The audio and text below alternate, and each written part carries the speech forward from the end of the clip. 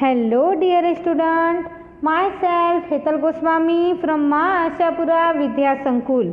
Today we will learn standard 10th subject SS and our topic is chapter number 13 जो है वो manufacturing industry.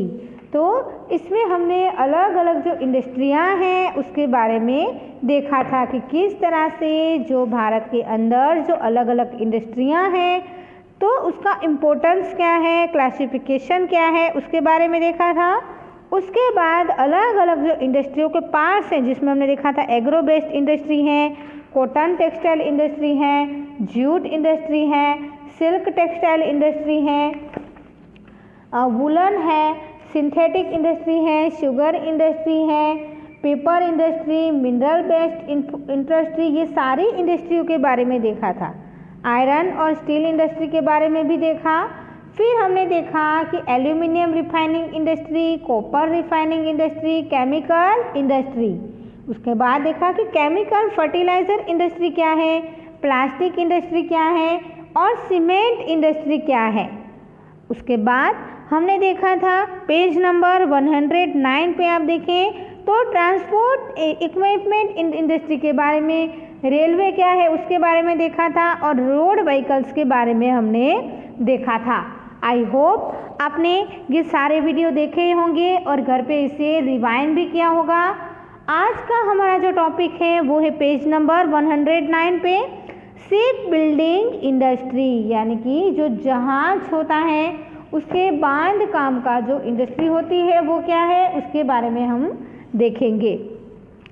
तो this is an इनिसेंट industry और India in recent times there are countries to build ship of modern style. Those are Visakhapatnam, Kolkata, Kochi, Mumbai, Marmago, which are in public sector. Kochi and Visakhapatnam build ship of large size private backyards fully local needs. अब यहाँ पे क्या दिखाया है कि भारत के अंदर ये जो शिप हैं उसको बिल्ड करने के लिए उसका उद्योग है वो प्राचीन समय से ही चला आ रहा है। हम देखें तो वर्तमान समय में आधुनिक ढंग से ये जो जहाज है उसको बनाने के लिए उसके 5 केंद्र दर्शाए गए हैं। किस तरह से, तो विशाखापट्टनम है, कोलकाता है, कोची है, मुंबई है, मार्म गोवा है। ऐसे जाहिर क्षेत्रों के अंदर ये जो शिप बिल्डिंग है उसकी इंडस्ट्री बनाई गई है। कोची और विशाखापट्टनम के कद के द्वारा धराता हुआ जो शिप है उसकी बिल्ड का कार्य है वो किया जाता है।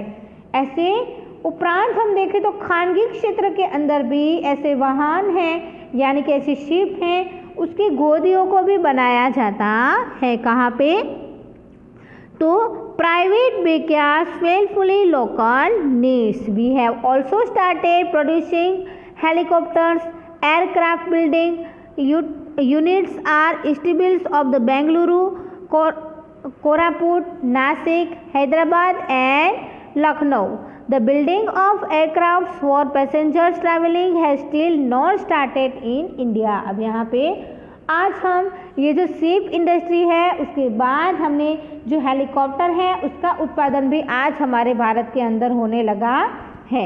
सैन्य की ज़रूरियातों के मांग के कारण बेंगलुरु है, कोरापुट है, नासिक है, हैदराबाद है, लखनऊ है, ऐसी जगहों पे ये जो हवाई जहाज़ है उसके उद्योगों के इंडस्ट्री है उसके एकम है वो आज भी दर्शाए गए हैं, स्थापे गए हैं। भारत में आज हम देखें तो यात्रिकों को परिवहन के लिए ये जो हवाई जहाज़ है उसको बनाने का जो कार्य है वो आज भी प्रारंभ नहीं किया गया है। तो देखा आपने किस तरह से ये जो शिप बिल्डिंग इंडस्ट्री है वो सबसे ज़्यादा फेमस है। बट क्या हुआ कि हमने सारी की सारी चीज़ों का उत्पादन तो किया पर आज भी हमारा ये जो देश है वो building of aircraft for passenger travelling has still not started in India. तो इंडिया ने आज भी ये जो पैसेंजरों को बेचा सके ऐसे जो एरोप्लेन्स हैं उसका हमने आज भी बनाने के लिए स्टार्ट नहीं किया। क्लियर। उसके बाद का हमारा जो टॉपिक है वो है इलेक्ट्रॉनिक इंडस्ट्री। अब ये जो इलेक्ट्रॉनिक इंडस्ट्री क्या है वो हम देखें यहाँ पे The radio, sat and telephone industry was established in India in 1905.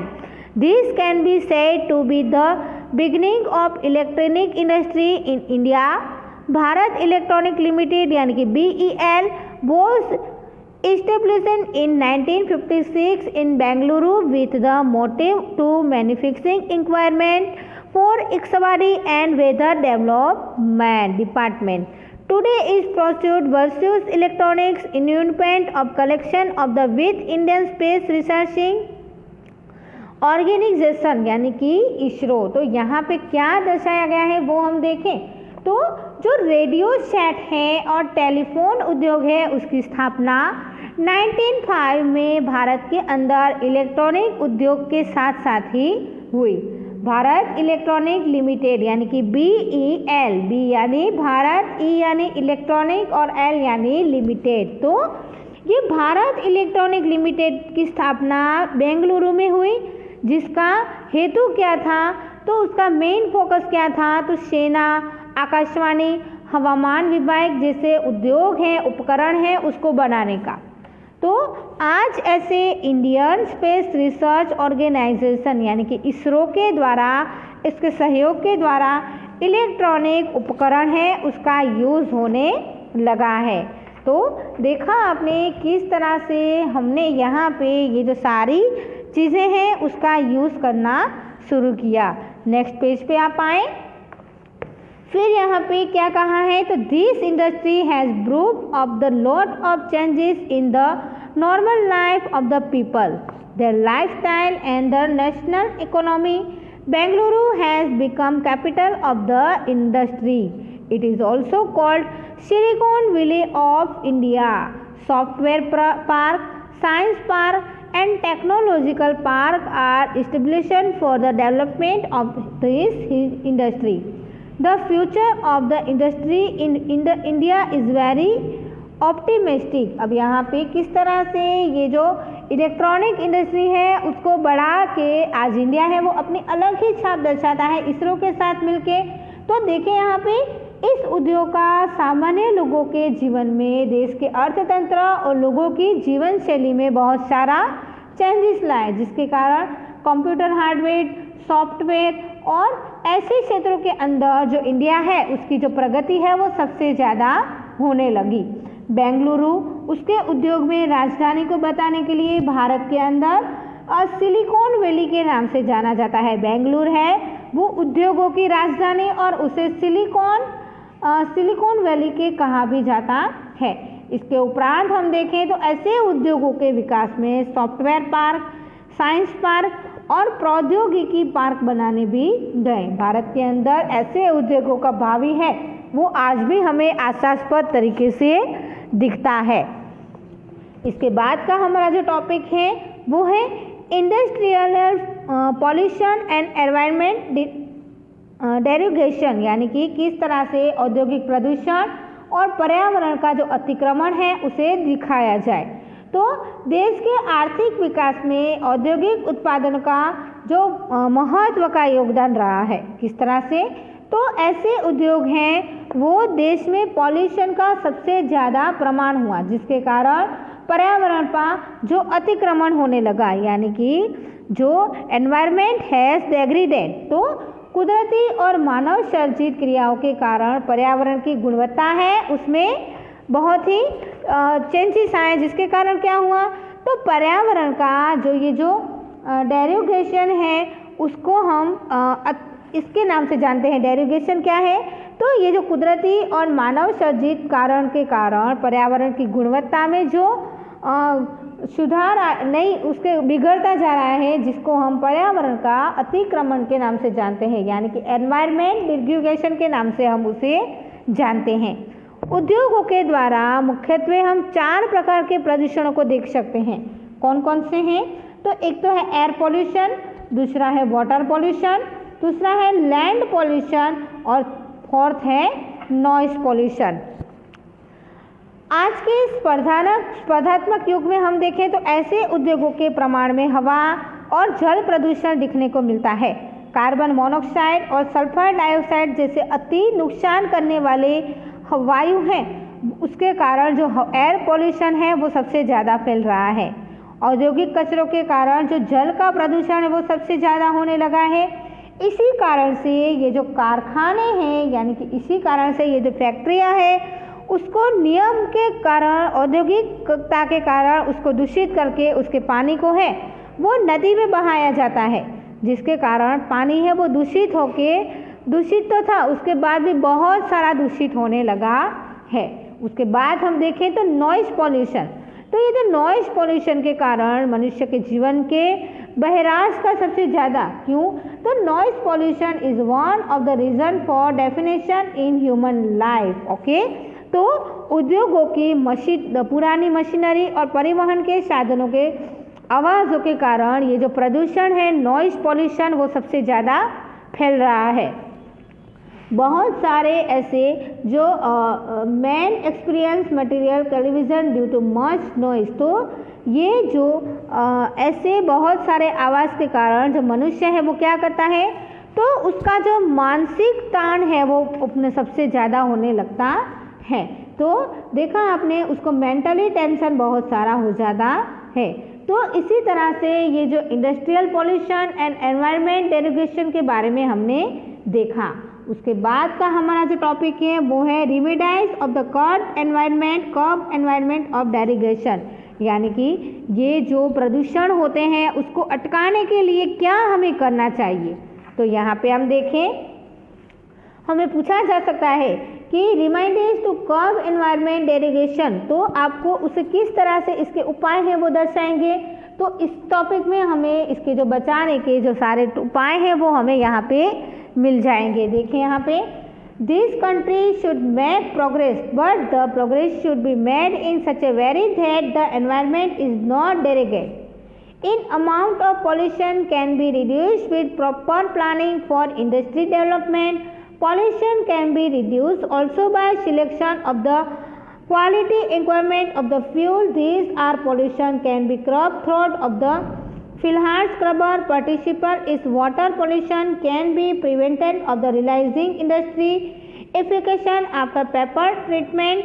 Industry water can be proofing and dew treatment. तो देश के अंदर विकास तो होने लगा है, बट साथ साथ ये जो एनवायरनमेंट है उसका भी विनाश होने लगा है, और उसका विकास करने के कारण विनाश न हो उसका हमें ध्यान रखना चाहिए। किस तरह से विकास तो देश का हो रहा है, बट साथ साथ हमें ये जो एनवायरनमेंट है उसका विनाश न हो, उसका विकास हो, ऐसा कुछ करना चाहिए। ये जो औद्योगिक विकास है, योग्य आयोजन उसका करके ये जो प्रदूषण की जो मात्रा है, पॉल्यूशन की जो मात्रा है उसको हमें घटाना चाहिए।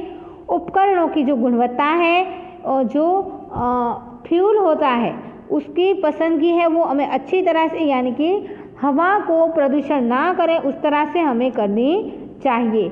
उसके बाद हम देखें तो हवा में उत्सर्जित होते प्रदूषण को फिल्टर, स्क्रबर यंत्र और प्रेस्पिरेटर्स के द्वारा नियंत्रण किया जा सकता है। उद्योगों को प्रदूषित प्राणी के अंदर, नदी के अंदर ना छोड़ के कहीं उसका शुद्धिकरण करके जल प्रदूषण को हम अटका सकते हैं। उद्योगों का प्रदूषण और पानी की प्रक्रियाओं के द्वारा हम उसे शुद्ध कर सकते हैं। तो देखा आपने किस तरह से पर्यावरण को ये जो अतिक्रमण है, यानी कि उसका जो डेरिगेशन है उसको बचाने के लिए हम कर तो सकते ही हैं। तो ये चैप्टर आज क्लोज होता है। आई होप आपको समझ में आ गया होगा कि भारत के अंदर किस तरह से अलग अलग जो उद्योग हैं, उत्पादन है उसका होने तो लगे, पर उसके साथ साथ ये जो प्रदूषण है, पर्यावरण अतिक्रमण है, उसको रोकने के लिए उसके उपाय भी हमें करने चाहिए। अब आपको क्या करना है, तो घर पे इस चैप्टर को और एक बार रीड करके इसकी एक्सरसाइज है उसे आपको 200 पेज में आपकी नोटबुक है उसमें आपको लिखना है। एक्सरसाइज में क्वेश्चन नंबर 1 से लेके क्वेश्चन नंबर 4 लिखने हैं। क्वेश्चन नंबर 1 है answer the following question in details, तो हमें सविस्तार उत्तर इसके लिखने हैं। इसके बाद है question number 3 write to the point answer of the following question, यानी जो पॉइंट टू पॉइंट हमें इस क्वेश्चन के आंसर लिखने हैं। उसके बाद है right answer in the following question in brief, हमें शॉर्ट में इसके आंसर लिखने हैं। फिर ऑप्शन वाले क्वेश्चन हैं, यानी कि ऑप्शन दिए हुए हैं उसके चूज करके हमें करेक्ट ऑप्शन हमें हमारी नोटबुक में लिखना है। क्लियर? ये चैप्टर आज क्लोज होता है। आपको इसकी जो एक्सरसाइज है वो आपको आपकी नोटबुक में लिखनी है। नेक्स्ट वीडियो में हम नेक्स्ट चैप्टर के साथ मिलेंगे। Thank you very much. Take care.